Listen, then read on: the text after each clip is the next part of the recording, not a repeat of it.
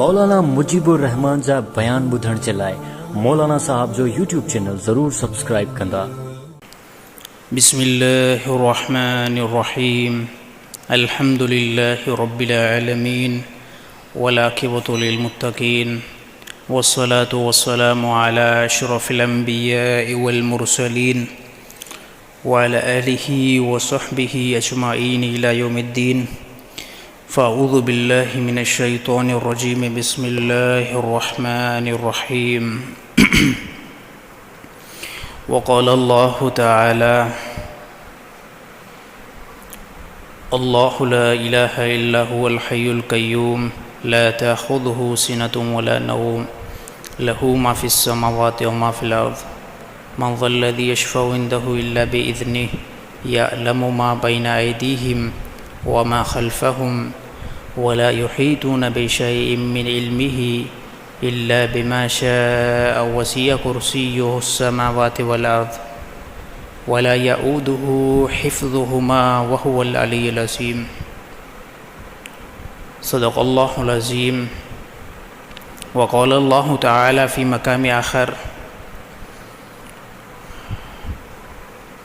अल्हाकुमुत तकासुर हत्ता ज़ुरतुमुल मक़ाबिर कल्ला सौफ़ तअलमून सुम्म कल्ला सौफ़ तअलमून कल्ला लौ तअलमून इल्मल यक़ीन लतरवुन्नल जहीम सुम्म लतरवुन्नहा ऐनल यक़ीन सुम्म लतुस्अलुन्न यौमइज़िन अनिन नईम।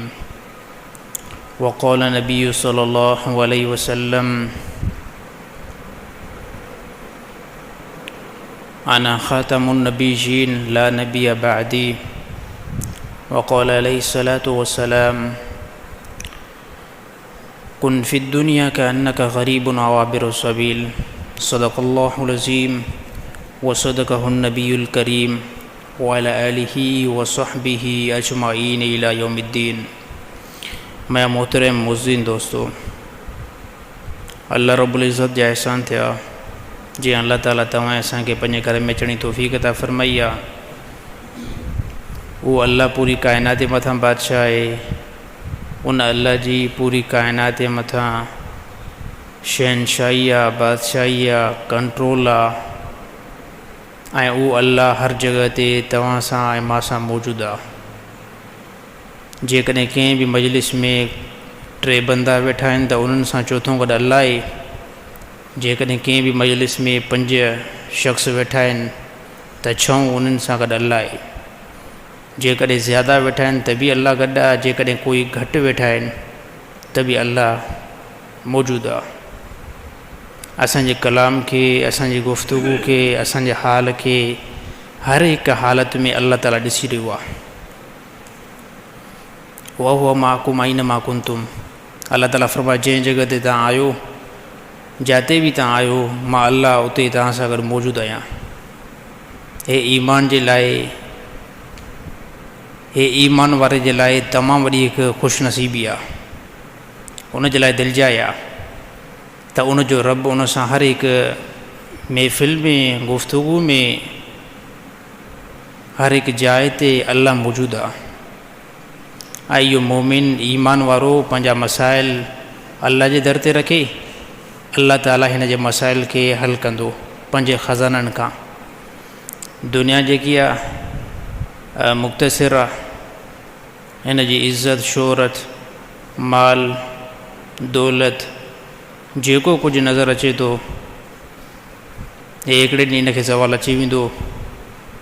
इन जा मालिक वञी करे असांजी जॻह ते ॿिया बंदा थींदा।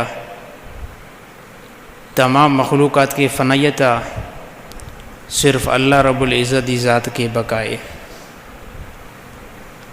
आख़िरती ज़िंदगी जेकी आहे उते वरी इंसान खे बक़ाए।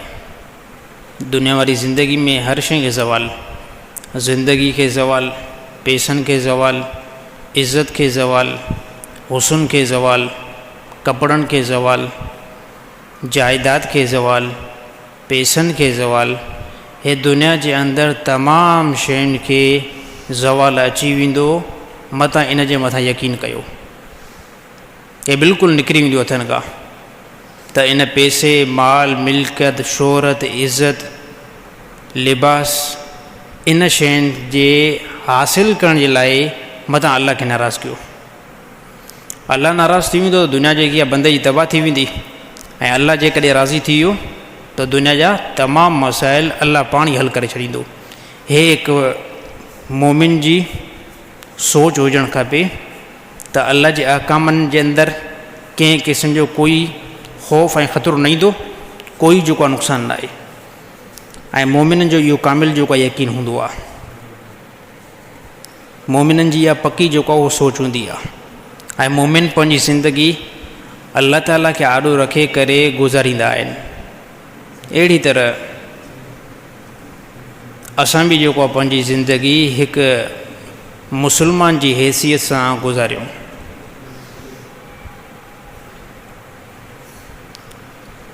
ज़िंदगी जी कोई जेको आहे ख़बर न आहे, कोई ज़िंदगी जा लम्हा केतिरा आहिनि, केतिरा पोइ ते बदल आहिनि, कहिड़े टाइम मौत ईंदो, हे कंहिं बि बंदे जे ज़हन में इहा ॻाल्हि न आहे। ऐं अनक़रीब जेको आहे मौत ईंदो तव्हांखे वञी करे आख़िरत सां मिलाईंदो। त होशियार में होशियार बंदो उहो आहे जेको दुनिया जे अंदरि रही करे आख़िरत जेकी आहे पंहिंजी बणाए,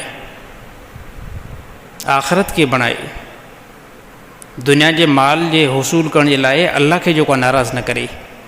दुनिया में माल ॿिनि तरीक़नि जो हासिलु थींदो आहे। हिकु माल उहो हासिलु थींदो आहे जंहिंमें अल्लाह राज़ी थींदो आहे, ऐं हिकु माल उहो हासिलु थींदो आहे जंहिंमें अल्लाह नाराज़ थींदो आहे। अल्लाह जंहिंमें राज़ी थींदो आहे उहो माल हसूल करण जो तरीक़ो जेको आहे उहो नबी सल्लल्लाहु अलैहि वसल्लम जे तौर तरीक़ो आहे। उहो कारोबार आहे, महिनत आहे, तिजारत आहे, ऐं उन में अल्लाह जे अहकाम जी रिआयत रखणी आहे। हाणे इन कारोबार में अल्लाह त राज़ी थींदो, ऐं इन सां गॾो गॾु तव्हां अल्लाह जी बंदगी बि कयो था। हाणे जेको कारोबार इहो कमाए करे वञी करे पंहिंजे ॿारनि खे खाराईंदव, इहो इबादत में शुमारु आहे। तॾहिं इबादत में शुमारु थींदो, ॻाल्हि यादि रहे ज़हन जे अंदरि, तॾहिं इबादत में शुमारु थींदो जॾहिं अल्लाह जे अहकाम जी तव्हां मुकमल 100% ते अमल कयो था। कोई बंदो नमाज़ त पढ़े ई नथो, हासे ज़िक्र अस्कार त करे ई नथो, रोज़ा त रखे ई नथो, भले हिलाल कमाए, इबादत में शुमारु न थींदो। इबादत में शुमारु उहो न थींदो। इबादत में हर उहा मिल्कियत शुमारु थींदी जेकी अल्लाह जे अहकाम खे पूरे करण में गुज़रे। ऐं अहिड़ी तरह ॿियो जेको माल खे हसूल करण जो तरीक़ो आहे उहो जेको आहे नाजाइज़ तरीक़ो आहे। जीअं नबी सल्लल्लाहु अलैहि वसल्लम बे कनि पिया, कारोबार कनि पिया, का शइ वठी करे खपाइनि पिया, सेम इहो ई तरीक़ो जेको आहे साहबा ख़ुदि पाण बि अपनाइनि पिया। का शइ वठी करे उनखे उते ई जेको आहे खपाए छॾणु, हे नबी सल्लल्लाहु अलैहि वसल्लम जी ज़िंदगी खां इन जो सबूत आहे। त अहिड़ी तरह नबी सल्लल्लाहु अलैहि वसल्लम जे मुक़ाबले जे अंदरि यहूदी ईअं कंदा हुआ, उहो जिन्स मुक़ाबले जिन्स जे अंदरि ॾींदा हुआ, पैसो ॾेई करे माण्हू खां नफ़ो हासिलु कंदा हुआ। हिकु जिन्स ॾेई करे उन जिन्स ते डबल जेको आहे जिन्स वठंदा हुआ। त नबी सल्लल्लाहु अलैहि वसल्लम फरमायो, इन ते जेको कुझु तव्हांखे नफ़ो पहुचे थो, हे नफ़ो जेको आहे तव्हांजे लाइ हराम आहे। त यहूदियुनि जो त हे कहिड़ो एतदाल आहे, हिकु शइ ते, हिकु रक़म ते पैसा नबी बि एतिरा बचाए, असां बि एतिरा बचायूं, असांजी रक़म जेको आहे हराम थी वञे ऐं नबी जी रक़म हिलाल थी वञे, इहो कीअं? त पोइ अल्लाह ताला फरमायो क़ुर हकीम जे अंदरि, अहल्लल्लाहुल बय व हर्रम रिबा। अल्लाह ताला फरमायो मां बय खे जेको हिलाल कयो आहे। बय खे छा चइबो आहे? तिजारत खे बय चइबो आहे, कारोबार खे बय चइबो आहे। हिकिड़ी शइ वठी करे उनखे नफ़े ते सेल करणु, इनखे बय चइबो आहे। अल्लाह ताला फरमायो बय खे मां अल्लाह हिलाल कयो आहे, अहिड़ी तरह रिबा खे मां अल्लाह हराम कयो आहे। त यहूदियुनि जो त नफ़ो जेतिरो तव्हांखे पहुचे थो एतिरो नफ़ो असां बि कमायूं था, पर यहूदियुनि जे ज़हन जे अंदरि इहा ॻाल्हि न पई अचे त नबी सल्लल्लाहु अलैहि वसल्लम जेकी शइ वठनि था जिन्स मुक़ाबले जिन्स जी ज़्यादती नथा कनि, अहिड़ी तरह यहूदी जेको आहे जिन्स मुक़ाबले जिन्स जे अंदरि ज़्यादती कनि पिया। त अल्लाह ताला फरमायो हे रिबा आहे, हे व्याज आहे, इन शइ खां जेको आहे बची वञो। त यहूदियुनि जेको आहे ज़िद कई, पंहिंजी ज़िद ते जेको आहे डटे रहिया, अहिड़ी तरह अल्लाह ताला उनखे नाकाम करे ॾेखारियो, नाकाम करे ॾेखारियो। अल्लाह वटि कोई बि तरीक़ो पूरी काइनात मां कंहिंजो मुतबर न आहे। लक़द कान लकुम फ़ी रसूलिल्लाहि उसवतुन हसना। अल्लाह ताला फरमाए हिन पूरी काइनात में कंहिंजो बि तरीक़ो मां वटि न हलंदो। जीअं जो जनाब मुहम्मद मुस्तफ़ा सल्लल्लाहु अलैहि वसल्लम अची विया न, त हाणे पोयनि कंहिं बि नबियुनि जो तरीक़ो मां वटि राज न थींदो। छाजे करे? तव्हांजी तरफ़ असां हिकिड़ो नबी मोकिलियो आहे, जेको नबी उम्मी आहे, जंहिंखे दुनिया जे कंहिं बि इंसान तालीम न ॾिनी आहे, जंहिंखे तालीम ॾिनी आहे त अलाह ॾिनी आहे। उम्मी उन शख़्सियत खे चइबो आहे जे दुनिया जे अंदरि कंहिं बि बंदे खां पढ़ियो न हुजे, दुनिया जे कंहिं बि बंदो, कोई बि बंदो उनजो उस्ताद न हुजे। नबी सल्लल्लाहु अलैहि वसल्लम दुनिया जे अंदरि कोई बि उस्ताद न हुयो, नबी सल्लल्लाहु अलैहि वसल्लम जो दुनिया जे अंदरि कोई बि उस्ताद न हुयो। पर जेकॾहिं नबी सल्लल्लाहु अलैहि वसल्लम जो कोई उस्ताद थिए, छा था सम्झो त हमेशह हैसियत शागिर्द जी मथे हूंदी आहे, उस्ताद जी मथे हूंदी आहे, त पोइ हे पूरी बंदगी, हे पूरा इंसान उन उस्ताद जी तरफ़ माइल थियनि। त अल्लाह ताला फरमाए छॾियो त नबी जो उस्ताद मां अल्लाह ई आहियां, मां अल्लाह ई आहियां, नबी कंहिं वटि पढ़ियो न आहे। अहिड़ी तरह नबी सल्लल्लाहु अलैहि वसल्लम मथां जंहिं टाइम वही आई न, सभ खां पहिरियां ॾिसो काफ़ी जेको आहे तरीक़ा अहादीस में मालूम थियनि था। नबी सल्लल्लाहु अलैहि वसल्लम जंहिं टाइम नंढा हुया, उन टाइम नबी सल्लल्लाहु अलैहि वसल्लम में शक सदर थियो आहे। शक सदर सीने खे चीरण जे बारे में थींदो आहे। नबी सल्लल्लाहु अलैहि वसल्लम उन टाइम शक सदर थियो नंढाप जे अंदरि, ग़ालिबन का 7 साल उमिरि हुई नबी सल्लल्लाहु अलैहि वसल्लम जी। उन टाइम फ़रिश्ता आया, नबी सल्लल्लाहु अलैहि वसल्लम जी दिलि मुबारक खे कढी करे उनखे ज़मज़म जे पाणी खां धोतो। हाणे भला छाजे खां धोतो त ॾिसो नबी सल्लल्लाहु अलैहि वसल्लम इंसान आहिनि, बशरी तक़ाज़ा इंसान जे अंदरि हूंदा आहिनि। अल्लाह ताला उन तमामु बशरी तक़ाज़नि खे ज़ाइल करणु चाहे पियो, ख़तमु करणु चाहे पियो। त सभ खां पहिरियां शक सदर नबी सल्लल्लाहु अलैहि वसल्लम जो ग़ालिबन 7 साल जी उमिरि में थियो आहे। फ़रिश्तनि दिलि खे कढी करे ज़मज़म जे पाणी खां धोतो। अहिड़ी तरह नबी सल्लल्लाहु अलैहि वसल्लम जी जंहिं टाइम नबूअत जे क़रीब ग़ालिबन 40 साल उमिरि हुई, उन टाइम बि नबी सल्लल्लाहु अलैहि वसल्लम शक सदर थियो आहे, ताकी बशरी तक़ाज़ा जेके नबी जे दिलि जे अंदरि आहिनि उहे बिल्कुलु निकिरी वञनि। अल्लाह जो कलाम जेको आहे उहो सोफ़ी अची करे अंदरि बीह रहे। हे ॿियों दफ़ो नबी सल्लल्लाहु अलैहि वसल्लम जो शक सदर थियो। इन खां बाद में जंहिं टाइम सभ खां पहिरियां जिब्रील अमीन वही खणी आयो, त जिब्रील अमीन इहा ई ॻाल्हि कई, इक़रा बिस्मि रब्बिकल लज़ी ख़लक़। हे आयत पढ़ियूं, नबी सल्लल्लाहु अलैहि वसल्लम फरमायो मां नथो पढ़ी सघां। अल्लाह जे नबी ईअं ई फरमायो त जिब्रील अमीन छा कयो, नबी सल्लल्लाहु अलैहि वसल्लम खे भाकुर पाए करे 3 मरतबा अल्लाह जे नबी खे ज़ोर ॾिनो, 3 मरतबा ज़ोर। पोइ नबी सल्लल्लाहु अलैहि वसल्लम जे ज़बान मुबारक खां जारी थी वियो इक़रा बिस्मि रब्बिकल लज़ी ख़लक़। हे सूरत पोइ नबी सल्लल्लाहु अलैहि वसल्लम जी ज़बान मुबारक खां जारी थी। हाणे असांजा काफ़ी जेको माण्हू ईंदे एतिराज़, यार छाजे करे नबी सल्लल्लाहु अलैहि वसल्लम जी ज़बान मुबारक खां इहो कलाम जारी न पियो थिए। इहो इन करे न पियो थिए त अल्लाह जो कलाम को मामूली ॻाल्हि न आहे। नबी जे मथां वही जेकी हुई सभ खां पहिरियां नबी जे मथां वही हुई। कंहिं बि इंसान, हाणे इन ज़माने जे अंदरि कंहिं बि इंसान जे मथां अल्लाह जी वही जारी न थी। अल्लाह जी वही का नॉर्मल ॻाल्हि आहे? जीअं जो नबी सल्लल्लाहु अलैहि वसल्लम मथां वही नाज़िल थी, अहिड़ी तरह रिवायतुनि जे अंदरि नबी सल्लल्लाहु अलैहि वसल्लम खे बुख़ार थी पियो। छाजे करे? हे कलाम कंहिं नॉर्मल कंहिं शख़्सियत जो न आहे, हे कलाम अल्लाह रब्बुल इज़्ज़त जो आहे। अहिड़ी तरह नबी सल्लल्लाहु अलैहि वसल्लम जीअं जो पंहिंजे घर जे अंदरि आया, ऐं उन टाइम नबी सल्लल्लाहु अलैहि वसल्लम जी घरवारी बीबी ख़दीजल कुबरा उहो घर जे अंदरि मौजूदु हुई। अल्लाह जे नबी फरमाया मूंखे चादर जेको आहे वेड़ियो, फौरी तौर चादर खणी आई ऐं वेहण लॻी। इन खां बाद में बीबी ख़दीजल कुबरा नबी सल्लल्लाहु अलैहि वसल्लम जी पहिरीं घरवारी, उन चाचो जेको हो तमामु वॾो यहूदियुनि जो आलिम हुयो, ऐं उन खां वञी करे हीअ ॻाल्हि जेकी आहे मुकमल रखी त मुंहिंजे मुड़ुस खे हिन टाइम नबी सल्लल्लाहु अलैहि वसल्लम खे इंतिहाई जेको आहे बुख़ार थियो आहे। हो अची करे नबी सल्लल्लाहु अलैहि वसल्लम खां पुछे कई, अल्लाह जे नबी सॼी हालत ॿुधाई त हो ज़बरदस्त जेको आहे यहूदियुनि जो आलिम हुयो, ज़बरदस्त हो यहूदियुनि जो आलिम हुयो। त उन ॾिठो त तव्हांजे अंदरि उहे ई जेको आहे अलामतूं पाई वञनि थियूं जेके आख़िरी ज़मान नबी जूं हूंदियूं, पर जेकॾहिं मुंहिंजी हयाती अॻिते रहंदी न त मां तव्हां सां हेल्प ऐं तव्हांजी मदद कंदुमि। अगरि जेकॾहिं मुंहिंजी हयाती न रही त पोइ मां माज़रत थो कयां, छो त मौत अल्लाह जे हथ में आहे।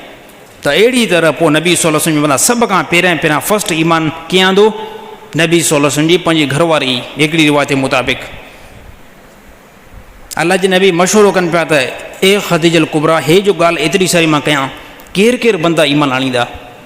त सभ खां पहिरियां नबी सल्लल्लाहु अलैहि वसल्लम खे तसली ॾियण वारी नबी सल्लल्लाहु अलैहि वसल्लम जी घरवारी हुई।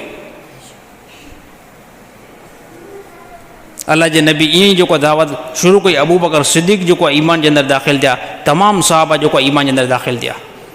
यादि रहे त नबी सल्लल्लाहु अलैहि वसल्लम जी मुहबत बीबी ख़दीजल कुबरा सां सिर्फ़ु हिते ख़तमु न थी, नबी सल्लल्लाहु अलैहि वसल्लम दुनिया खां बीबी ख़दीजल कुबरा दुनिया छॾे वई। अल्लाह जे नबी इस्लाम गालिब थींदो रहियो ऐं जंहिं टाइम नबी सल्लल्लाहु अलैहि वसल्लम अमा आयशा रज़ियल्लाहु ताला अन्हा सां निकाह कयो ऐं अहिड़ी तरह बाज़ ॿियनि अज़वाज मुतहरात सां निकाह कयो त अमा आयशा रज़ियल्लाहु ताला अन्हा फरमाए पई त नबी सल्लल्लाहु अलैहि वसल्लम जी ज़बान मुबारक खां बार बार मां ख़दीजा जो तज़किरो ॿुधंदी हुयमि त पोइ मूंखे रश्क थियो। हिकिड़ी ॾिसो औरतुनि में हिकिड़ी फील हूंदी आहे त मां इहा ॻाल्हि कयमि त अलाह जे नबी बार बार उनजो तज़किरो छो था कनि त नबी सल्लल्लाहु अलैहि वसल्लम फरमायो मुंहिंजे इस्लाम जे मथां तमामु वॾी क़ुर्बानी जेकॾहिं मुंहिंजे घर वारनि मां कंहिं ॾिनी आहे न उहा बीबी ख़दीजल कुबरा आहे मुंहिंजे इस्लाम जे मथां। अहिड़ी तरह हक़ीक़त में नबी सल्लल्लाहु अलैहि वसल्लम जी तमामु घर वारनि मां जंहिं इस्लाम जी तमामु वॾी सपोर्ट कई नबी सल्लल्लाहु अलैहि वसल्लम जी उहा ख़दीजल कुबरा हुई। ऐं अहिड़ी तरह नबी सल्लल्लाहु अलैहि वसल्लम कॾहिं बि छेले खे ज़िबह कनि या अहिड़ी तरह का बि नबी सल्लल्लाहु अलैहि वसल्लम शइ जेको आहे विराइनि उन मां लाज़मी बीवी ख़दीजल कुबरा जे बारे में हिसो कढंदा हुआ। अलाह जे नबी हिसो कढी करे बीवी ख़दीजल कुबरा जी सहेलियुनि जी तरफ़ मोकिलींदा हुआ। हे अल्लाह जे नबी दुनिया जे अंदरि एतदाल करे ॾेखारियो। हे नबी सल्लल्लाहु अलैहि वसल्लम जी तालीम हुई, हे नबी सल्लल्लाहु अलैहि वसल्लम जी तरगीब हुई। हे इस्लाम को ईअं नॉर्मल न आयो आहे, इन जे पोयां तमामु वॾी जिदोजहद थी आहे, वॾी ताक़त हली आहे, वॾी मुशक़त हली आहे। हिन टाइम तव्हां असांखे ख़बर नथी पवे घर वेठे इस्लाम मिलियो आहे। उन सहाबियुनि खां पुछा कयो। हज़रत उमर रज़ियल्लाहु ताला अन्हु फरमायो ज़िंदगी जो हिकिड़ो मोड़ मूंखे इन रस्ते ते वठी आयो त हिकिड़े दफ़े जंग में क़िताल कयूं पिया, जंग जे अंदरि क़िताल कयूं पिया ऐं अहिड़ी तरह सभिनि जेको मुस्लमान काफ़िर त टकर रखियो ऐं मां ॾिठो त मुंहिंजे साम्हूं मुंहिंजो सॻो जेको आहे मामू बीठो। हे बि हिकिड़ी वॾी आज़माइश आहे, हे का नॉर्मल ॻाल्हि न आहे त रिश्तेदार काफ़िर हुजे ऐं अहिड़ी तरह मुस्लमान जे साम्हूं बीठो हुजे। हे तमामु वॾी ॻाल्हि आहे। त मां पंहिंजे मामे खे ॾिसी करे हिकिड़ी रिश्तेदारी जो ख़्यालु आयो। इन खां बाद में हाणे मुंहिंजे लाइ फ़ैसिलो करणु इंतिहाई जो टाइम थोरो बधो। हिकिड़े पासे इस्लाम पियो नज़र अचे, ॿिए पासे कुफुर पियो नज़र अचे। हिकिड़े पासे नबी सल्लल्लाहु अलैहि वसल्लम सां रिश्तेदारी नज़र पई अचे, ॿिए पासे हे मामू पियो नज़र अचे। हाणे जेकॾहिं तलवार उनखे हणां थो त इस्लाम जो दिफ़ा थिए पियो ऐं जेकॾहिं उनजे मथां तलवार नथो हलायां इस्लाम जो दिफ़ा न पियो थिए, कुफुर जो दिफ़ा थिए पियो, रिश्तेदारी अॻिते थिए पई। ऐं अहिड़ी तरह हज़रत उमर रज़ियल्लाहु ताला अन्हु फरमायो मां फ़ैसिलो करे छॾियुमि, मामे जी मुठी लाहे छॾियुमि।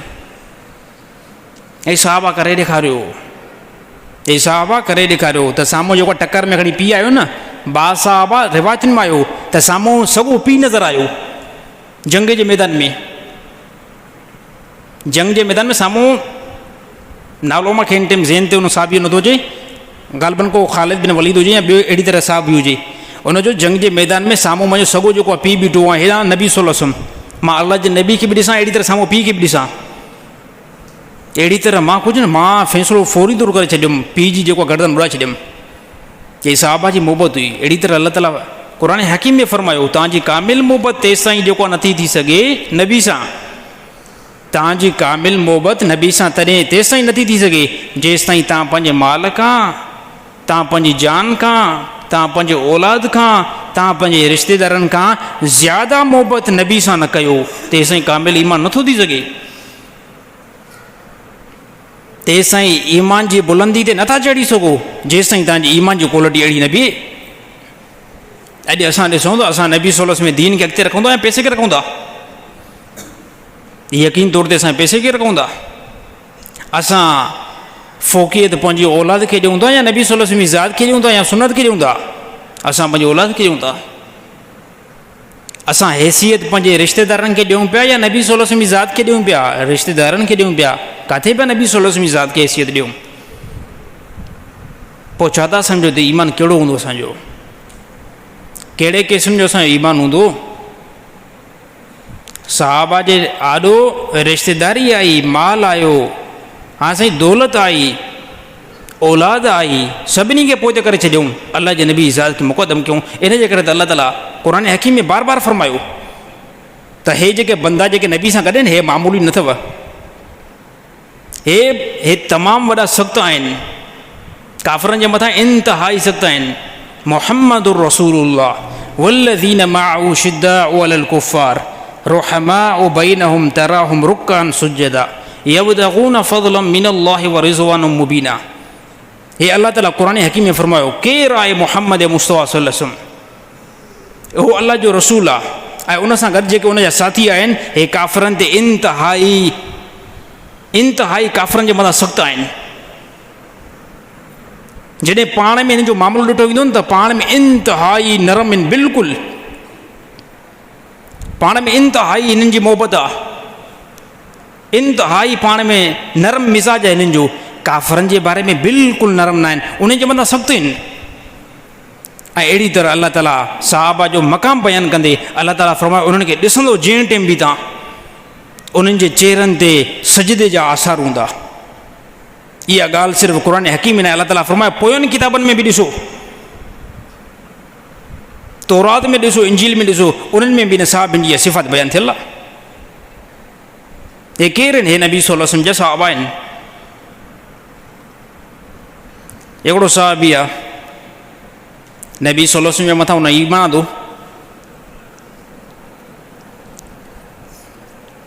उन साहबी जो नालो जेको आहे ज़हन खां टाइम लॻी वियो आहे, बहरहाल नालो ज़हन में अची वियो त इनशाअल्लाह मां अनक़रीब जेको ॿुधायां थो। उहो साहबी हो नबी सल्लल्लाहु अलैहि वसल्लम उनखे जीअं जो मस्जिद में एंट्री थींदे ॾिठो, अलाह जे नबी फरमायो त ए साहबा हिकिड़ो अहिड़ो ज़मानो ईंदो, हिन साहबी खे ॾिसो, हिन साहबी खे ॾिसो। हुन साहबी जो जेको न पहिरियों तमामु वॾो मालदार हुयो, तमामु वॾो मालदार हो, पोइ हली करे माल जॾहिं इस्लाम में दाख़िल थियो न उहो माल सॼो छिनिजी वियो, छॾे करे पीउ मां काफ़िरो हुया न, उहो सॼो माल तमामु निकिरी वियो। त अहिड़ी तरह उहो साहबी जंहिंजो मस्जिद में दाख़िल थियो, अलाह जे नबी हुनखे ॾिठो सिर्फ़ु हिकिड़ो जेको न पोतड़ो ई पातल आहे। अच्छा, हुन साहबी नालो मसअब बिन उमेर हुयो, मसअब बिन उमेर रज़ी अल्लाह ताला अन्हु, तमामु वॾो जलील क़दर साहबी हुयो। उहो यानी कुफर जी जेकी हालत हुई न, कुफर जी हुनजी हालत हुई न, त कुफर जी हालत में हुनजो जेको न प्रोटोकॉल हुनखे अहिड़ो त ज़बरदस्त हुयो त उहो सुबुह सां हिकिड़ी ड्रेस पाईंदो हुयो ऐं शाम जो ॿी ड्रेस पाईंदो हुयो, उनखे धोई करे दुबारा न पाईंदो हुयो,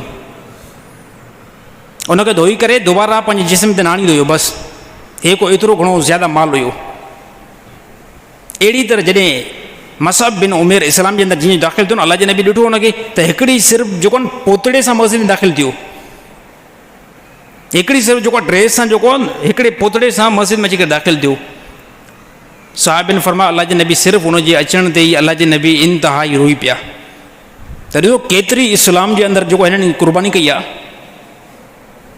इस्लाम जे अंदरि मुंहिंजे मथां ईमान आणण में केतिरी हिन जी ज़बरदस्त क़ुर्बानी आहे, जो घरवारी खे बिल्कुलु छॾे ॾिनई, तमामु वॾा महलात बि छॾे ॾिनई, ऐं अहिड़ी तरह बहितरीन लिबास बि छॾे ॾिनई, पैसा बि सभु कुझु छॾे ॾिनई। असली मोहबत इहा ई आहे।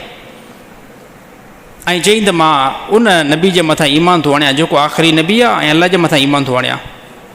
मां चयुसि घर खां निकिरी वेंदो त कुझु बि न मिलंदो, मां खे चईंदा ठीकु आहे गुज़ारो करे वेंदुमि। घरवारी चयुसि जेकॾहिं वापसि कुफर में मोटी ईंदे न, पोइ हे सभु कुझु तोखे मां बि आहियां, अहिड़ी तरह औलाद बि आहे।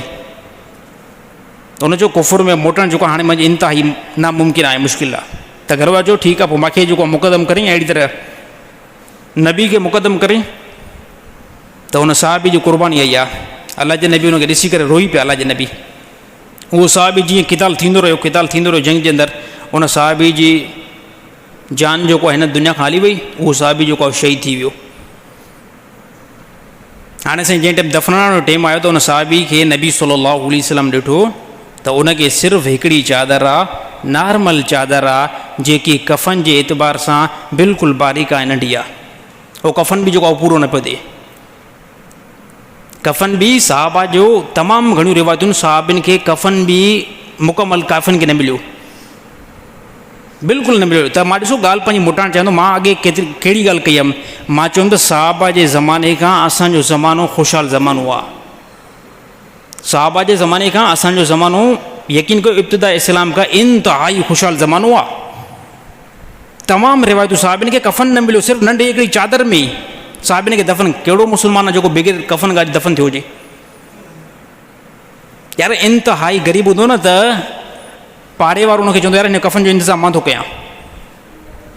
अहिड़ा माण्हू हूंदा आहिनि, बिल्कुलु ग़रीब हूंदा आहिनि, त पाड़े वारा कफ़न ॾेई छॾींदा आहिनि। यानी इन मां मालूम ईअं थिए थो साहबा जो बग़ैर कफ़न खां वञनि पिया, नंढे कफ़न खां, यानी ॿियनि साहिबनि खे बि त वुसत न हुई न, ॿियनि साहिबनि खे बि त वुसत न हुई न। साहबा त सखियुनि में जेको टाप ते हुया। असांजे ज़माने में कोई ग़रीब मरंदो आहे न त उनखे कफ़न पाड़े वारो बि ॾींदो आहे। यानी साहबा हिन दुनिया खां विया, कफ़न जेको आहे मुकमल हुयो, मालूम थिए थो ॿियनि साहिबनि खे बि एतिरी वुसत न हुई।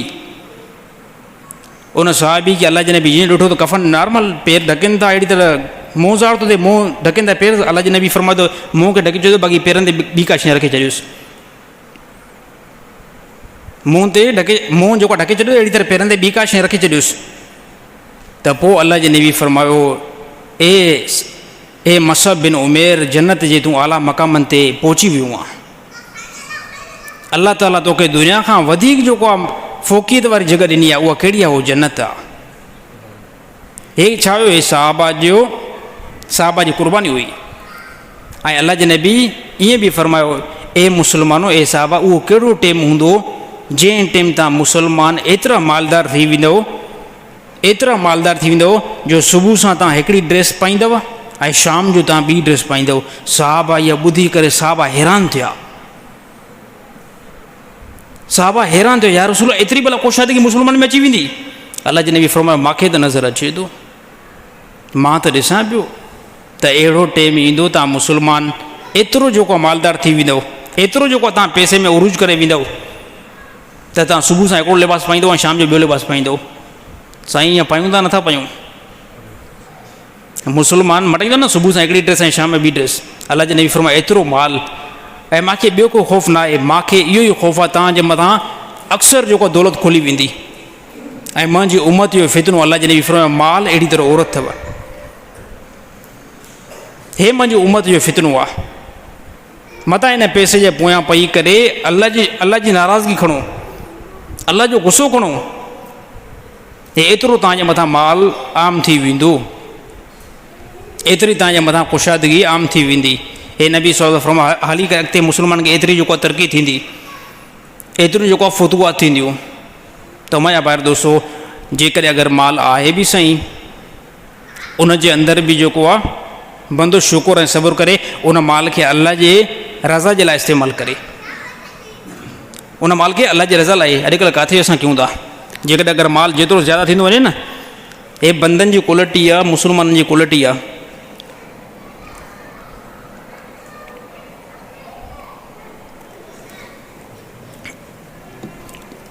जेतिरो माल असां वटि घटि हूंदो आहे ओतिरा असां जेको सखी ज़्यादा हूंदा आहियूं, जेतिरो असां वटि माल घटि हूंदो आहे ओतिरो असां सखी ज़्यादा हूंदा आहियूं, जेतिरो असां वटि माल वधंदो आहे ओतिरा असां बख़ील ज़्यादा थींदा आहियूं। अहिड़ी तरह नबी सल्लल्लाहु अलैहि वसल्लम जो फरमान आहे हिकिड़ो, अलाह जे नबी फरमाए, इबादत गुज़ार, हिकिड़ो बंदो इबादत गुज़ार आहे न ऐं उहो आहे बख़ील, त अलाह इन सां मोहबत नाहे कंदो, अलाह इन सां मोहबत नाहे कंदो। हा, हिकिड़ो बंदो इबादत करे थो पर नॉर्मल इबादत करे थो, पर आहे सखी, अलाह जी सखी सां मोहबत आहे। अलाह जी बुख़ुल सां जेको मोहबत न आहे, हे माल एतिरो सारो स्टॉक करे जमा करे रखणु, इन खां बाद में साईं हे मुंहिंजे कमु ईंदो, मुंहिंजे औलाद कमु ईंदो, हली करे तव्हांखे ख़बर बि न पवंदी, हे पैसो ग़लति जॻहनि ते इस्तेमालु थींदो। अहिड़ी तरह नबी सल्लल्लाहु अलैहि वसल्लम फरमाए, मां कसम खणंदो अलाह जी ज़ात जो, जंहिं बि बंदे माल जेको अलाह जे राह में इस्तेमालु कयो ऐं माल अलाह जे लाइ वक़ुफ़ु कयो, अलाह जे नबी फरमाए, मां मुहम्मद मुस्तफ़ा सल्लल्लाहु अलैहि वसल्लम कसम खणंदो, कॾहिं इन जो माल पोइ ते थींदो ई न।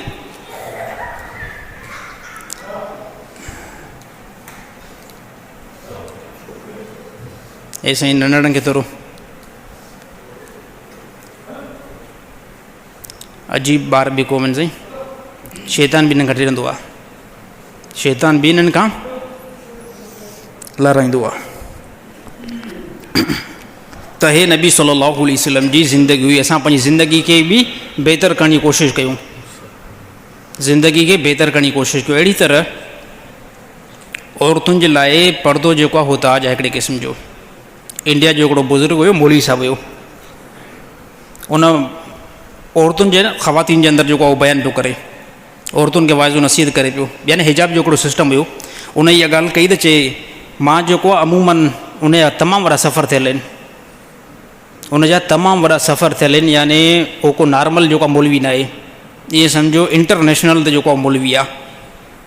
हुन चयो, मुंहिंजा तमामु वॾा सफ़र इहा अमूमन थींदा रहंदा आहिनि। हिकिड़े दफ़े ईअं जहाज़ में मां जीअं जो वेठो हुउमि, मासां जीअं जो सीट जेको टच थी न, उहो ईसाई हिकिड़ी थी, उहो पको ईसाई हुयो, तमामु वॾी हुनजी ॾाढी बि हुई। उहो चए, मां हुनखे दावत ॾींदो रहियुमि, पर उहो जेको आहे मुंहिंजी ॻाल्हि हिकिड़ी बि न पियो ॿुधे, पर मां बि चयुमि त मां जेको बसि करण वारो न आहियां, मां बि बसि करण वारो आहियां ई न। अहिड़ी तरह पोइ चई, मां जो हुनखे जीअं जो दावत हलाईंदो रहियुमि, उहो बंदो मूंखे मुतासिर थियो ई न। पोइ ॾिसो जहाज़नि जे अंदरि एरोस जेको कमु कंदियूं आहिनि, जेके तव्हांखे चांहि पहुचाईंदियूं, जेके तव्हांखे खाधो पहुचाईंदियूं। अहिड़ी तरह जहाज़ जॾहिं बुलंदी थियो त उन्हनि जो कमु बि पूरो थियो एरोस जो, यानी मानी ॾेई करे फारिग थी करे ख़ामोश थी करे वेही रहियूं बसि। ऐं सॼो जहाज़ जेको आहे सनाटे में हुयो, सॼो जहाज़ सनाटे में हुयो। त अहिड़ी तरह उहा जेकी आहे मुंहिंजी यानी बयान खां उहा औरत मुतासिर थी वञे पई, पर उहा सॼी ॻाल्हाए पई फुल इंग्लिश। ऐं अहिड़ी तरह मां बि जेको हिनखे तरक़ी ॾियां पियो, उहो बि इंग्लिश में ॾियां पियो। त हुन औरत चयो त मां तव्हांजी चंद हिन ॻाल्हियुनि खां जेको आहे मुतासिर थी आहियां, तव्हांजी हिन चंद ॻाल्हियुनि खां मुतासिर थी आहियां। बाक़ी हिकिड़ी ॻाल्हि मूंखे ज़हन में थी अचे, मूंखे हिकिड़ी ॻाल्हि हे जेको तव्हां चओ था औरतूं जेको आहे पर्दो कनि, हिजाब कनि, इहा ॻाल्हि जेकी आहे न उहा मूंखे वॾी ॾुखी थी लॻे। इन में औरतुनि जो हिकिड़ो जेको आहे नुक़सानु आहे। हे मर्द जेको ज़ोरी औरतुनि खे ॾिसनि था, हे मर्द जेकॾहिं ॾिसनि ई न त पोइ त हे बदमाशी थींदी ई न।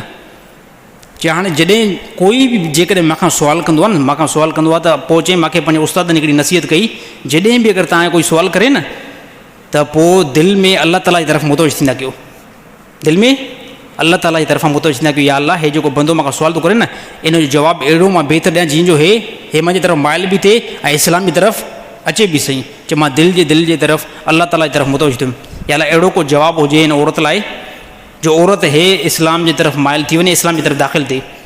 अहिड़ी तरह चए उन मूंखां इहो सुवालु कयो त औरतुनि जो कहिड़ो कसूरु आहे, औरतूं जेकॾहिं हिजाब नथियूं कनि। चए पोइ मुंहिंजे ज़हन जे अंदरि अमेरिका इहा औरत हुई बि अमेरिका जी, उन अमेरिका जो हिकिड़ो कोर्ट जो फ़ैसिलो मुंहिंजे ज़हन में अची वियो। मां ॿुधो हुउमि को छो त ओॾे बि मुंहिंजो सफ़रु थींदो रहंदो आहे।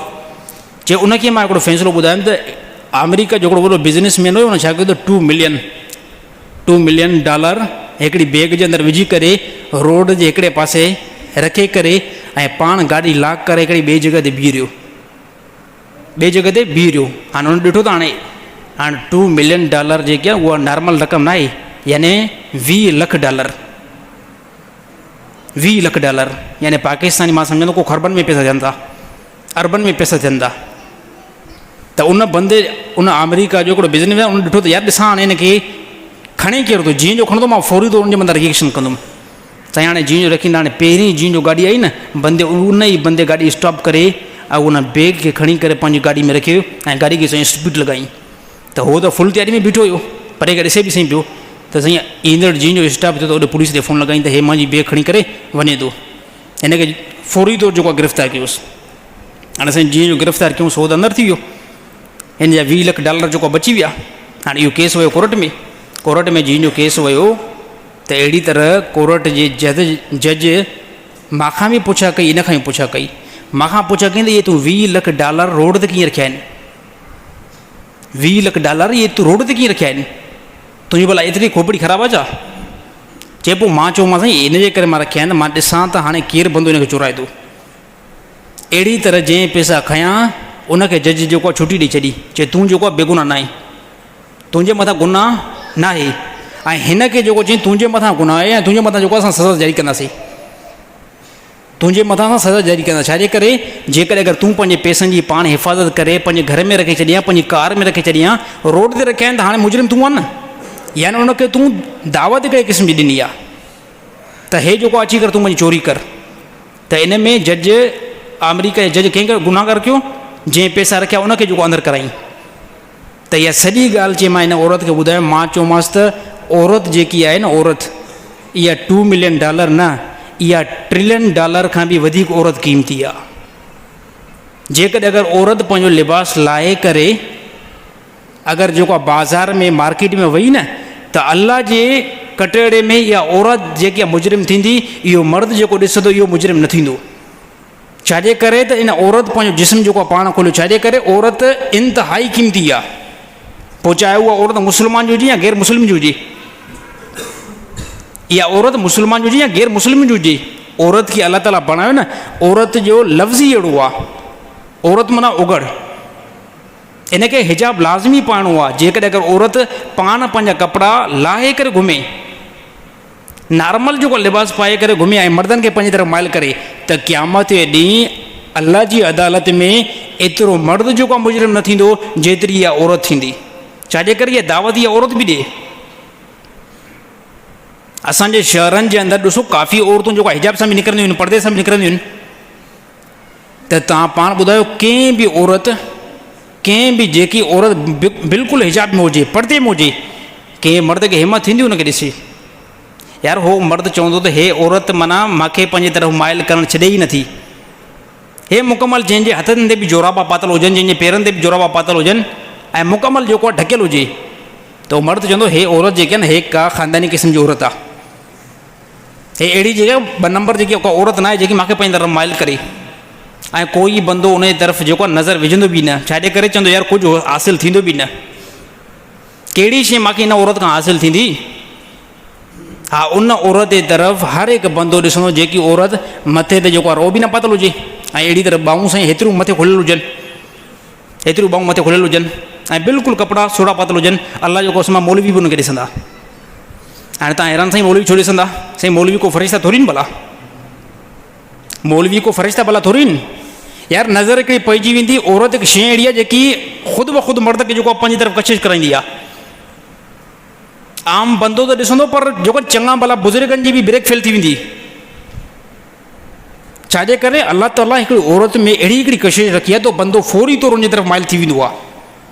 त जेकॾहिं औरत बेहयाई वारो लिबास पाईंदी न, त ज़्यादा अलाह जी कोर्ट जे अंदरि, अलाह जे नज़दीक इहा औरत ज़्यादा गुनाहगार थींदी। हा, मर्द खे बि पंहिंजी सज़ा मिलंदी, मर्द खे ॾिसण जी सज़ा मिलंदी। हाणे ईअं न आहे त को मर्द जेको आहे बिल्कुलु शरीफ़ आहे, साईं मर्द चवे साईं हाणे मुंहिंजो कहिड़ो ॾोह आहे, मुंहिंजो कहिड़ो ॾोह आहे, मां सिर्फ़ु ॾिठो आहे। ॾिसो मर्दनि खे अलाह ताला क़ुरान हकीम ईअं फ़रमायो, ए ईमान वारो तव्हां पंहिंजी नज़रुनि खे झुकाए छॾियो।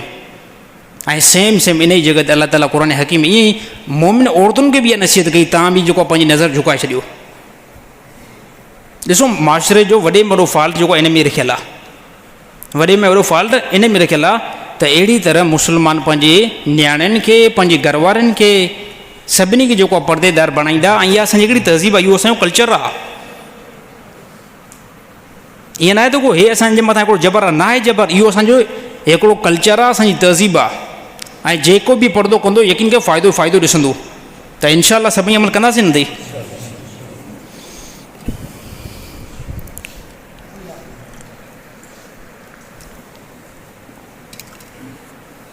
साईं टाइम घणो आहे? अच्छा 38, टाइम घटि थियो आहे बिल्कुलु।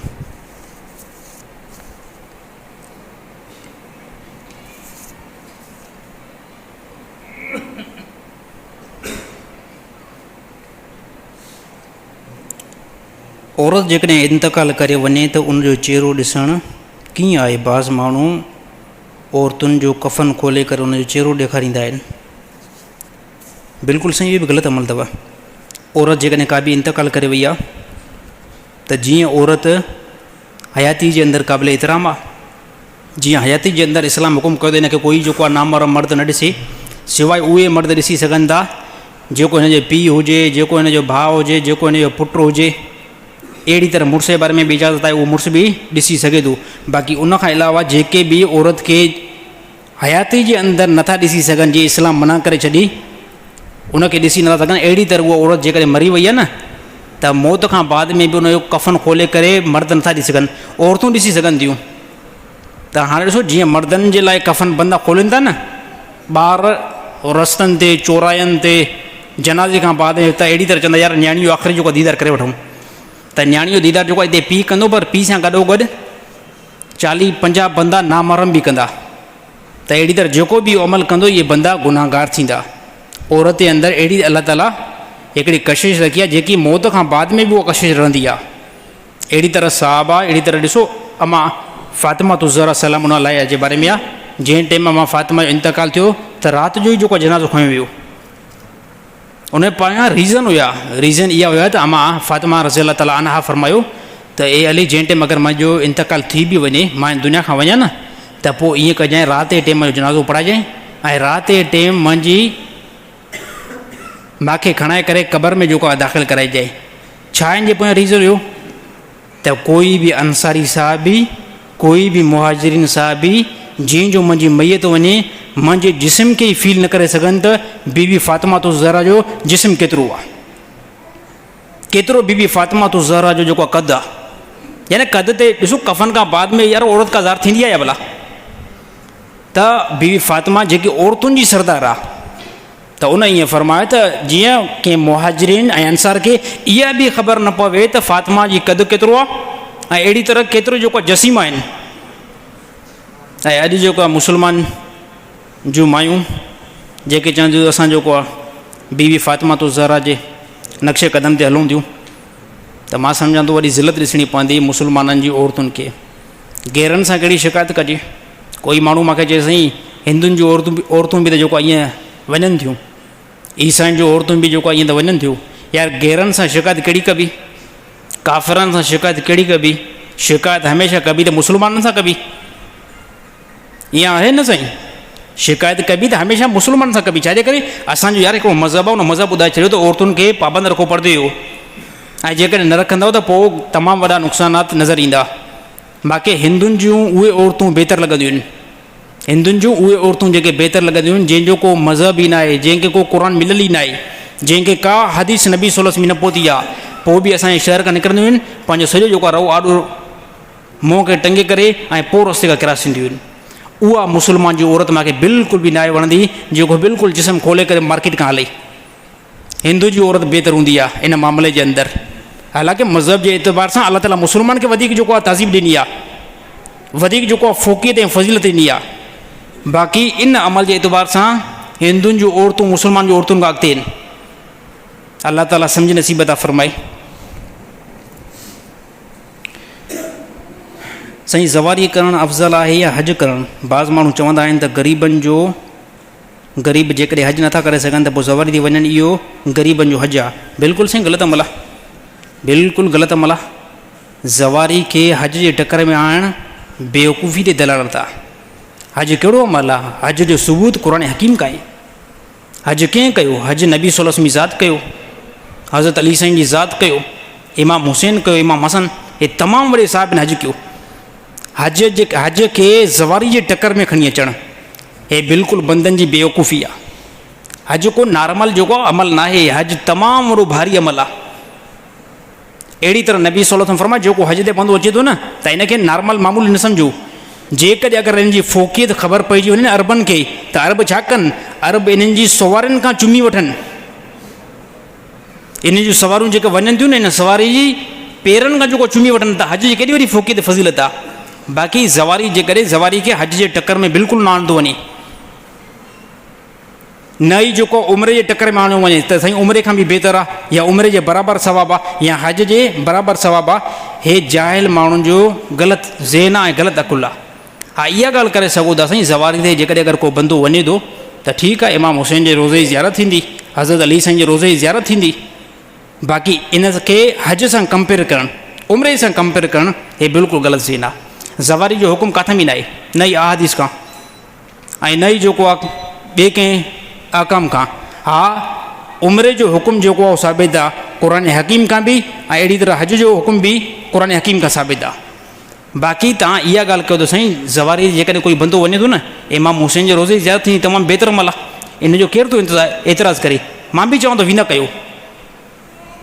ज़वारी ते पंहिंजे अक़ीदे एतबार सां वञो त बिल्कुलु दुरुस्त आहे। इमाम हुसैन जे रोज़े जी ज़ियारत थींदी, हज़रत अली साईं जे रोज़े जी ज़ियारत थींदी, तमामु वॾे इमामनि जे रोज़े जी ज़ियारत थींदी, त हे बिल्कुलु बहितर अमल आहे।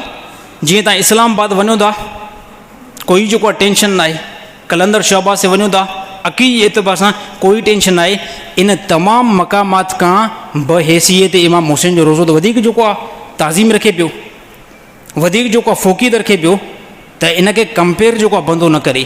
तमामु जेको आहे माण्हू चवंदा साईं हे ग़रीबनि जो हज आहे, हे साईं ग़लति ज़हन आहे,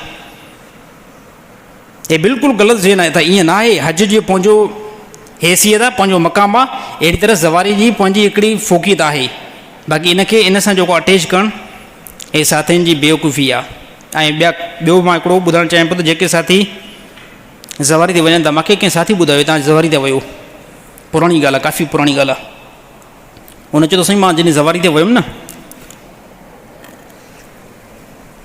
मां हुन खां पुछियो कि यार ज़वारी ते वई छा छा कई? हुन चयो मां ज़वारी ते वियुमि, अहिड़ी तरह तमामु ॾींहुं ज़ियारतूं कयुमि। इहो ॿुधाईंदे इमाम हुसैन जे रोज़े खे मां सजदो बि कयुमि।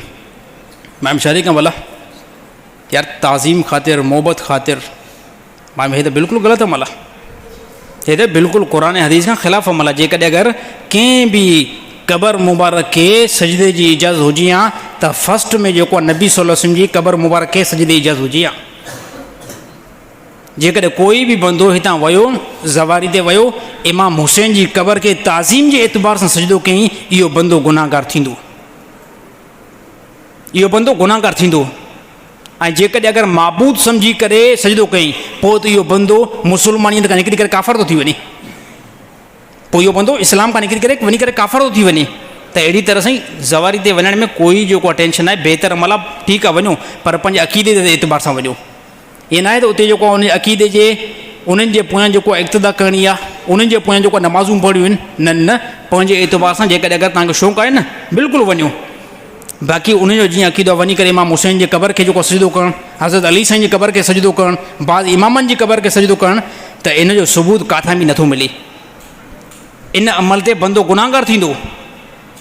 छाजे करे नबी सल्लल्लाहु अलैहि वसल्लम आख़िरी टाइम में जीअं दुनिया खां वञनि पिया न, त नबी सल्लल्लाहु अलैहि वसल्लम साहिबनि खे फरमायो, ए साहबा यहूदियुनि जे मथां लानत हुजे, नसारनि जे मथां लानत हुजे। अलाह जे नबी फरमायो छाजे खां? साहिबनि जो या रसूल छाजे खां? त अलाह जे नबी फरमायो जॾहिं बि यहूदियुनि जो नबी दुनिया खां वेंदो हुयो, नसारनि जो नबी जॾहिं बि न दुनिया खां वेंदो हुयो, त उहे छा कंदा, नबी खे क़बर में हेठि लाहे करे पोइ नबी खे सजदो कंदा हुया। हाणे इन हदीस खे जेकॾहिं आॾो रखो त पोइ छा गुंजाइश मिले थी त इमाम हुसैन जे क़बर खे वञी करे सजदो कजे? हालांकि नबियुनि जो मक़ाम ॾिसो किथे आहे, कोई बि साहबी नबी जे कंहिं बि नबी जे मक़ाम खे नथो पहुची सघे। अलाह जे नबी फरमायो अगरि कंहिं बि बंदे नबी जी क़बर खे बि सजदो कयो न त बि अलाह जे नबी फरमायो उनजे मथां लानत ईंदी। छाजे करे? हिन पूरी काइनात में सजदो सिर्फ़ु अलाह जी ज़ात खे कयो वेंदो। त साईं अहिड़ियूं जेको ख़ुराफ़ात ते अमल थियनि था, इन खां साथी बचण जी कोशिशि कनि।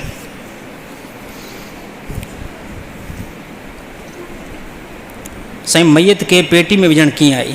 मैयत खे उन सूरत में पेटी में विधो वेंदो जंहिं टाइम मैयत जी मुकमल बॉडी बस्ट थी हुजे, धमाको थियो आहे, उन में टुकड़ा टुकड़ा थी विया आहिनि, ॿाहूं अलॻि थी वियूं आहिनि, पेर अलॻि थी विया आहिनि, या अहिड़ी तरह मैयत जी हालत इंतिहाई ख़राबु आहे, ख़तरनाक को एक्सीडेंट थियो आहे, त उन सूरत में मैयत खे जेको आहे पेटी में विधो वेंदो। उन पेटी खां पोइ ॿाहिरि कढणो बि न आहे, उन ई हालत में उनजो जनाज़ो पढ़ायो वेंदो, उन ई हालत में उनखे जेको क़बर में लाथो वेंदो। इहो हिकिड़े क़िस्म जो उज़ुर आहे। ॾिसो बाज़ मरतबा अलाह माफ़ करे धमाका थींदा आहिनि न, त पोइ तमामु माण्हुनि जो जिस्म जेको आहे उहो टुकड़ा टुकड़ा थी वेंदो आहे। उन सूरत में मैयत खे मैयत वारी पेटी में विझी करे दफ़नाइणु जाइज़ आहे, जंहिं टाइम मैयत जी हालत जेकी आहे ख़राबु हुजे। हालत ख़राबु आहे मुराद इहे त बाज़ माण्हू एतिरा जेको आहे मरीज़ हूंदा आहिनि जो जीअं जो इंतकाल करे विया न, त उनजो जिस्म बि जेको आहे इंतिहाई ख़राबु थी वेंदो आहे। त इन सूरत में मैयत खे पेटी में विझी सघो था, पेटी सां ई दफ़न कयोसि क़बर में। या अलाह माफ़ करे को धमाको थियो आहे, उन में मैयत जी पेर अलॻि आहे, हथु अलॻि आहे, अलाह माफ़ करे मुंडी बि जेको आहे अलॻि आहे, त तमामु जेको आहे हिसनि खे पोइ जोड़े करे अंदरि विझी करे ऐं अहिड़ी तरह मोकिलींदा आहिनि पंहिंजे इलाइक़नि जे अंदरि। त इन पेटी खां पोइ ॿाहिरि नाहे कढणो, इन पेटी सां ई उन मैयत खे क़बर में हेठि लाहिणो आहे। इहे बाज़ उज़र आहिनि इस्लाम जे अंदरि, जंहिंजे करे इहो कमु करणु जाइज़ हूंदो आहे।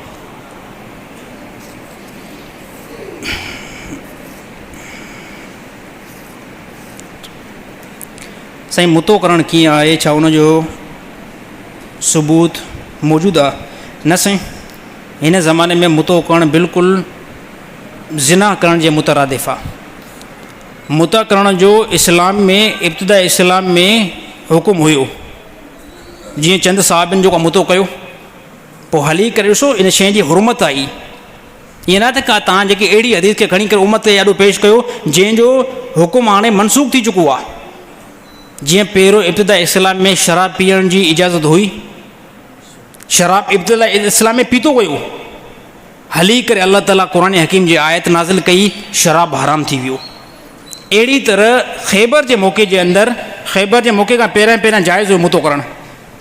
यानी मुतो जेको इहो शिया हज़रत ॿुधाईंदा न, त हिन टाइम में मुतो कयो। मुतो छा हूंदो आहे?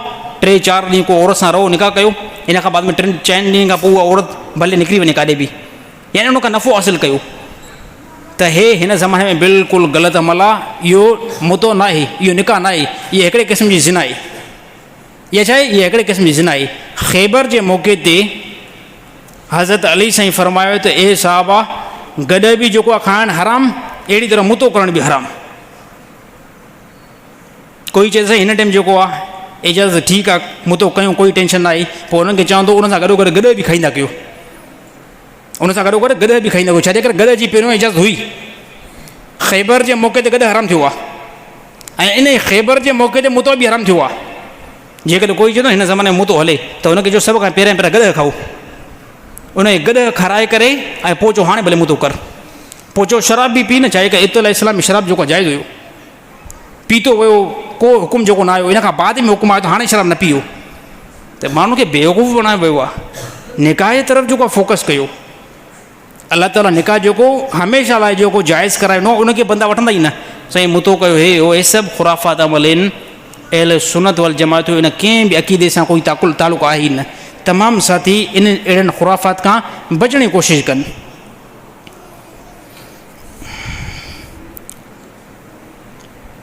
साईं तव्हांजे बयान जे मथां काफ़ी माण्हू तव्हांखे बुरो भलो चवनि था ऐं तव्हांजी वीडियो बिगाड़नि था, उन्हनि लाइ को पैगाम साईं छा कहिड़ो माण्हू पैगाम ॾे? ॾिसो जहिड़ी खोपड़ी जहिड़ो ज़हन हूंदो न, मां हिकिड़ी ॻाल्हि कयां, नबी सल्लल्लाहु अलैहि वसल्लम जी जेकी शख़्सियत आहे आला शख़्सियत, नबी सल्लल्लाहु अलैहि वसल्लम जे साहबनि जे पेरनि जे मदद बराबरि न आया।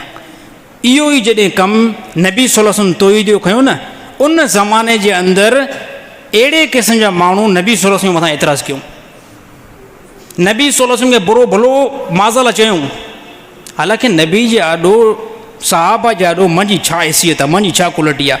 ऐं जेके बि बंदा मूंखे घटि वधि ॻाल्हाईंदा बि आहिनि न, बुरो भलो चवंदा बि आहिनि न, मुंहिंजूं खणी तस्वीरूं बिगाड़ींदा बि आहिनि न, यार मां चवंदो तव्हां सां ज़ाती मुंहिंजी दुश्मनी न आहे। जेकॾहिं अगरि मां ज़ातीअ ते अचां न, पोइ हे जेको कमु मां इख़लास सां न खणंदुमि, पोइ मां अलाह लाइ थोरी पियो कयां, त पोइ मां पंहिंजी ज़ात लाइ कयां पियो। त कोई बि जेकॾहिं अहिड़ो को मूंखे बुरो भलो जुमिलो लिखंदो आहे, मां यकीन करे नज़र ई न कंदो। छाजे करे मूंखे हिकिड़ो पंहिंजो कमु करिणो आहे, हिकिड़ो जेको इस्लाम फैलाइणो आहे, हिकिड़ो दीन जो कमु मूंखे करिणो आहे। त अहिड़ी तरह सेम नबी सल्लल्लाहु अलैहि वसल्लम ज़माने जे अंदरि ईअं ई नबी जी केॾी वॾी ज़ात आहे, का नॉर्मल आहे। मां 1400 साल खां बाद में इंतिहाई मां पाण खे गुनाहगार सम्झां थो। मां सम्झां शायदि पोइ हिन मस्जिद में मुंहिंजो को गुनाहगार हुजे ई न। नबी जी ज़ात एॾी वॾी ताज़ीम वारी ज़ात, एॾी वॾी बुलंदी वारी ज़ात, अलाह जे नबी जे मथां अहिड़ा ख़तरनाक एतिराज़ कयूं। माज़ाला तव्हां नबी न आहियो, असां तव्हांखे रसूल ई तस्लीम नथा कयूं। त नबीन जेको कंहिं क़िस्म जो को टेंशन न कयो, नबीन जेको कमु पंहिंजो हलायो, जेको दीन फैलाईंदा रहिया। अहिड़ी तरह उहे माण्हू बि जेको हो बकवास कंदे कंदे नेठि ख़ुदा उन्हनि खे बि जेको जनम रसीद करे छॾियो। त कोई बि हिन ज़माने जे अंदरि कंहिं बि आलिम ते जेको टारगेट करे थो, कंहिं मौलवी ते टारगेट करे थो, शिकिल बिगाड़ो थी बिगाड़ींदा रहो, मूंखे हिकिड़ो टेंशन थी वियो आहे। मां को ज़ातियत थोरी ईंदुमि भला, हे इस्लाम जो हिकिड़ो कमु आहे जंहिंखे मां खणी करे हलंदुमि। बाक़ी जंहिं बंदे जो ज़हन जहिड़ी खोपड़ी ख़राबु हूंदी न, त उहो बंदो उहो ई हूंदो।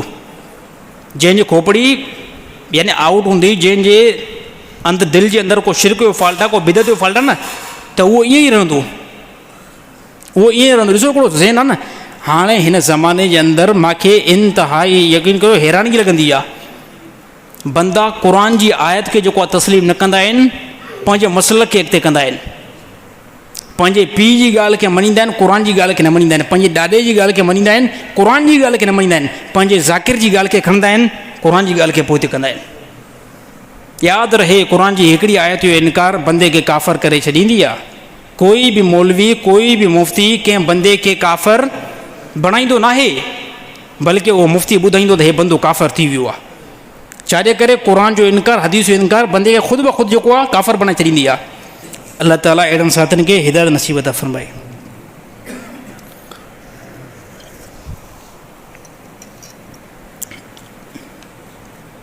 अॼोके बयान जो आम हिकिड़ो नुक़्तो बयान मां करणु चाहियां पियो। 7 सेप्टेम्बर हे जीअं जो तारीख़ ईंदी, अगस्त वञे पियो, हाणे सेप्टेम्बर पहुचे। 7 सेप्टेम्बर ते लाहौर जे अंदरि ख़त्म नबूवत जो हिकिड़ो प्रोग्राम आहे। ख़त्म नबूवत जो प्रोग्राम आहे। तमामु मुस्लमाननि खे मां हिकिड़ो पैगाम ॾियणु चाहियां पियो त इन जेको आहे प्रोग्राम जे अंदरि वञी करे शिरकत कयो। इन प्रोग्राम में तव्हां मौलाना फज़लुर रहमान साहिब जे करे न वेंदव। मौलाना फज़लुर रहमान साहिब जो मसइलो न आहे, मुफ़्ती तक़ी उस्मानी साहिब जो मसइलो न आहे। इन में पंहिंजे ईमान जी वञी करे निशानी ॾियो, गवाही ॾियो। इहो मामिलो ख़त्म नबूवत जो आहे। ख़त्म नबूवत जे करे, छो त नबी सल्लल्लाहु अलैहि वसल्लम नामूस जे करे असां पाण त क़ुर्बानियूं, अहिड़ी तरह असांजी औलाद बि जेको क़ुर्बान आहे, असां माल बि जेको क़ुर्बान आहे। त त 7 जेको आहे सेप्टेम्बर ते लाहौर जे अंदरि ख़त्म नबूत जो प्रोग्राम थींदो। तमामु जेके साथी वञी करे उन अंदरि शिरकत कनि। कंहिं मौलवी करे न वञनि साईं असां राशिद माण्हू साहिब करे था वञूं, कंहिं जे करे न बेहैसियत मां मुस्लमान आहियां, मां मुस्लमान, मुंहिंजे मथां हक़ आहे त मां वञी करे उन प्रोग्राम जे अंदरि शिरकत कयां।